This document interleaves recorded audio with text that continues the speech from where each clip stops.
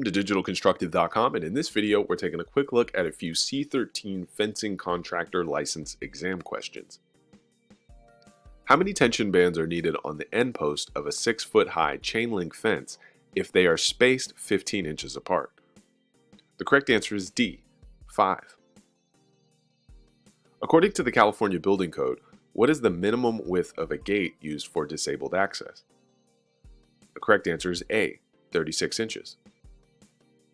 What type of fence material is an example of fusion bonding based on ASTM Class 2B standards? The correct answer is B, vinyl fabric.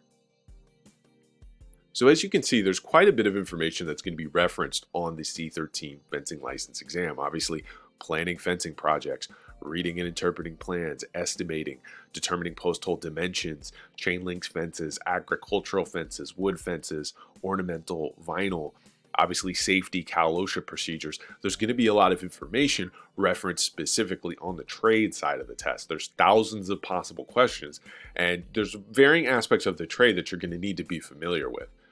32% of the test covers planning and estimating, 23% covers preparation and post-installation, 32% covers fence, gate, and rail installation and repair, and 13% covers safety. Now what we've done is we've taken the most pertinent information on the exam and we've condensed it into summarized Cliff Note formats with the most specific information that's going to be on the exam. It's clearly written with examples, pictures, and descriptions. You can either get physical study guides or ebooks. There's online practice tests, lectures, there's mathematics courses, and then of course application reviews to ensure that your application is filled out before you submit it to the CSLB. And you can find this course in the links below this video.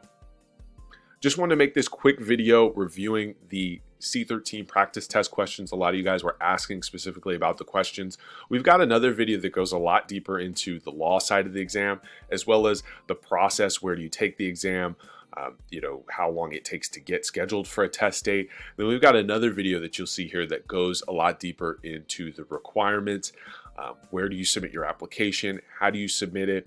Filling out the certification of work experience and how you're going to need to explain your experience applying for the C-13 license, which is really important information. So you're definitely going to want to check out those two videos.